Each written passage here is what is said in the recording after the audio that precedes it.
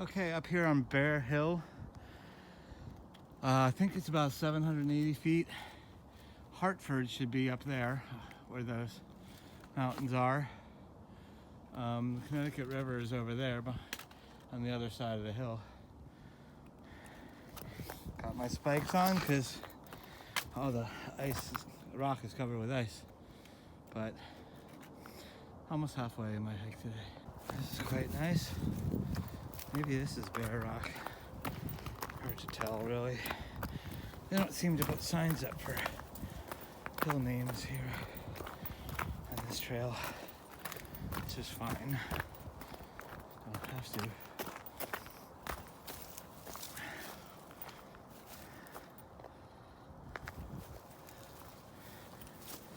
But I think I keep going along these ledges for a while. Well, this is definitely why you bring spikes. This is the 5th or 6th ice sheet that I've had to go down.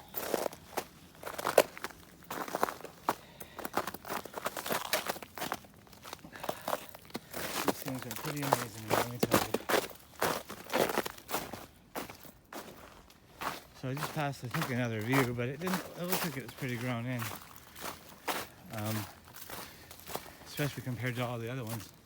Didn't realize that this side of the trail off of the main NET route would be so many ledge walks too, but it's basically any rock wall you see. I say that, then the trail ends up going up and around, sometimes right up the middle. So there's a lot of rocks, a lot of views. We're definitely up here, this mountain. It's going to switch back slowly for the next 1.5 miles back down to the road. But yeah, so I think that might be the top. We're going to get up there.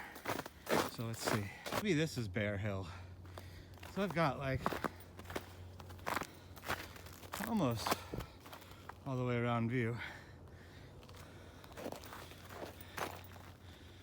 So Connecticut River's over here, down there a bit, and then up there in those mountains, those hills should be like the Hartford area, or maybe trying to see. I see some buildings straight through, but I don't think the camera will pick them up. That could be Hartford or Glastonbury or something nearby. Tree branch got me overhead. That wasn't looking up. Alright, so this is only a 4.2 mile section. I didn't want to do the whole 9 because all these rocks, frozen, icy, you know, it takes a lot more effort, a lot more energy. I got a late start.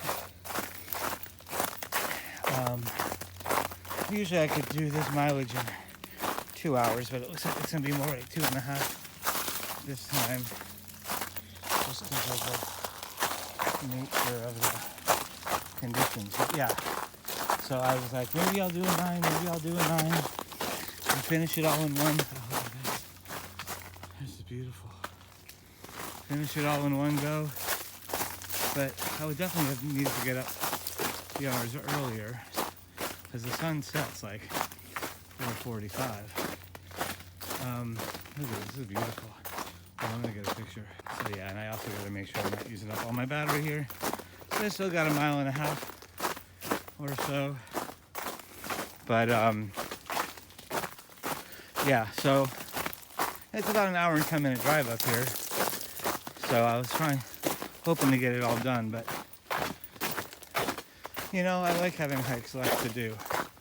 And I've only got one more after this and I'm done with the Mattabesett. So I'm trying to enjoy it, take my time, because, you know, in the home stretch now, 66 miles. Well, after this, it's 61.2 miles done, right? 61.2, no, it's 4.8, 60, yeah, 61.2. So, anyway, I'm rambling. I'll come back on when there's any other good views. Okay, there's my pretty face. still walking through this Laurel Tunnel, which is really pretty. And I've climbed a lot of mountains today. Well, hills. So I'm kind of hoping that this is just going to be the trail for the next mile and a half. Just pretty winding down the hill. Because that had to have been the high point of the hike. I seem to be above everything else and coming down. So this is much more fun to look at. Again, this is classic why you would want spikes, because otherwise this is a ramp, a skating ramp, or it's not that steep, but you would definitely slide off and go into the woods.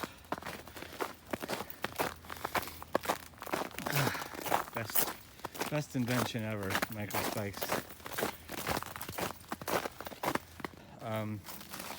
And at the beginning, the first 2 miles, there were several of them. And obviously a lot of rock ledges and stuff.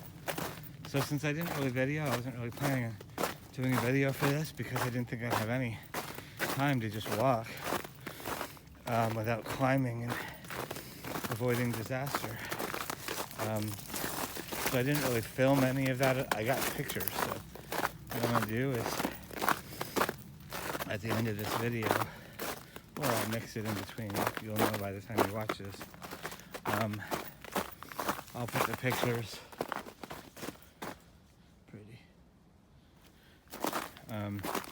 at the end as like a slideshow.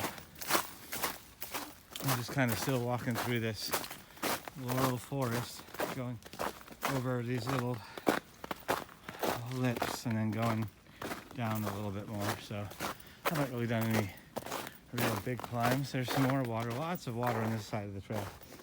The other side along 91 and all the ledge walks up there, the only water is in the reservoirs and stuff in between and the gaps.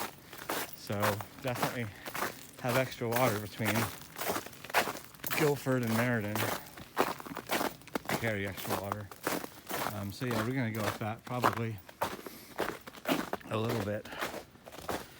Whenever there's an up, you're going up it usually. Or around it. The last one wasn't bad, we just went around the side. So that was nice because the first two were much steeper. This one I think we're gonna probably go up that little ledge. So, but now that I'm filming, I wanted to make this at least more interesting. Yep, we are going up it. See, should be fun. Doesn't look too bad. Okay, whenever you're going down, there's still always an up. As I was saying, I came up that ledge, which was pretty steep. I almost ate it. And now I'm up on the ledge. And it just, a lot of the trail here does this. See, it's a little drop off down there. And we just walk on these ledges. And then you come out into these mountaintop views, which are really nice. This is such a beautiful trail. I didn't think this section would be as exciting as all the other cliff walking, but it really is. Look at the beauty. Can't wait to get back on AT doing backpacking. This is actually a great trail for warm-up because you have a lot of these little ups and downs, constant ups and downs. Have a lot of creeks, crossings, and rock scrambles, and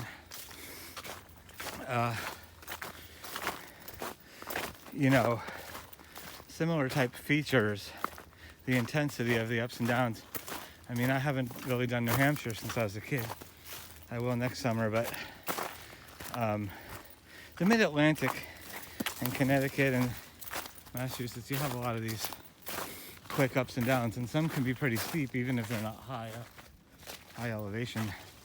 You can still have a 100-foot scramble at 500 feet up. So anyway, this is a new National Scenic Trail, so it's not really, you don't really have a lot of shelters think there's like 4 in the whole distance. But I don't know. Like, I have to check the website more about camping, but I know a lot of people that thru hike, they just camp where they have to camp because they don't have shelters yet. And it's not really, doesn't seem to be frowned upon, because where else are you supposed to camp if you're gonna thru hike it? So they really need to develop those though, because, you know, otherwise you can get some pretty serious impact in of the negative kind.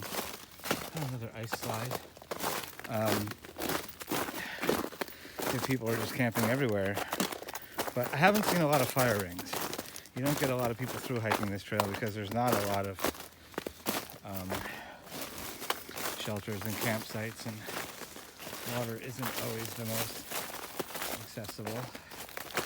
Although from Guilford over, from Creampot Road over, there has been plenty of water. Speaking of which, I have to cross another creek here.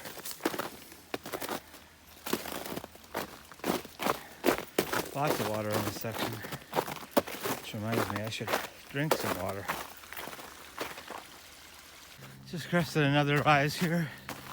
Again, I'm kind of like undulating over these little ridge lines, and also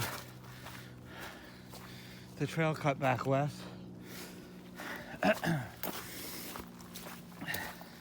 Did a big switchback like that. To get up this hill, and more, you know, the most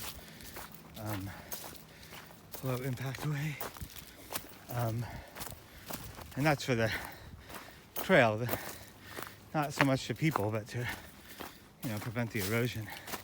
But now we're heading back to the west, and then we're going to pick up the other side of the blue-yellow loops, and that's going to end, and then we're going to be just shy of our end today at the Asylum Reservoir number 2. Okay, so as we come up to the junction of the other trail, we're at this power line, and I think this is the one. Man, on the last section, there were 2 of the craziest climbs. One of them went right under one of those things, and it was literally just boulder climbing. You can see like that stuff back there under that pole. It was like boulder climbing, covered in snow and ice. There was prickle bushes up it. That's a nice view. And after I get through the power line, and it is like one of these ledges, and the old blaze used to go around, but this blaze went straight up, literally straight up. It was like, well, if you look at my blog, you can see the picture. I didn't climb that one. I went around because there was ice and snow. It was a steep pitch, and it was a 40 foot drop. So off of that, and that would have been the end of me. And, you know, I got kids and a wife. And, I mean, if I'm going to die, it's going to be adventure seeking and hiking, but I'm not ready yet. So anyway, I saw these power lines. I was a little bit nervous that I was going to see another one of those, but it looks like this time I'm just going through it. Really pretty. I mean, if a power line can be pretty, it's pretty. All right, so I think this is, hold on, that's a road. This looks more like a trail. We're basically paralleling the road right there that goes over to the power line access. It reminds me of Shenandoah. Just kind of like a few yards off to the side of the road sometimes. But that's obviously the most natural path. So why wouldn't the trail follow it? I think I've got like a half a mile of this down to the reservoir. There's not really, I don't think there's gonna be much else to see. And I think I've done all the major features, but who knows? Last time, those crazy cliffs and scrambles were right in the last mile. Okay, here's a trail kiosk up here. Is that another trail system in there, or oh, wait, this might be the Bear Hill Road. In which case, ours is next, which is Brooks Road. I almost parked here. Coley Mount Laurel Preserve. Well, that it sure is. Beautiful. Mountain laurels are my favorite. See, I could have parked right there, but I'm pretty sure that was Bear Hill Road. And my next one is my spot, Brooks Road, right by the reservoir. And there's a nice map kiosk there. And I'll get a shot of that and the reservoir. It looks like there's some nice views right past the reservoir, but I'm not doing that section today. I gotta go home and help my family prep for holiday stuff. So,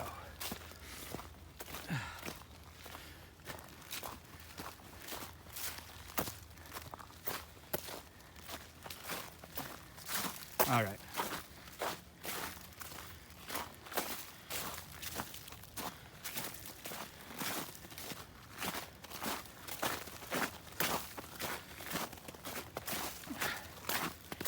Important on this last hill down to the car. Look at that. It's just all ice. I don't even have these bad boys. I'd definitely be in trouble. I'd slide into the finish. Hopefully in one piece. Hold on. Okay. There we go. Ladies and gentlemen, the reservoir.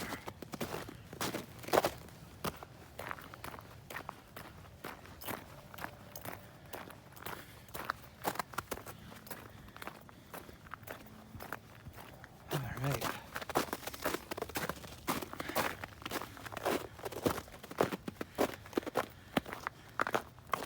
Just get the trail sign and then gonna wrap it up, people.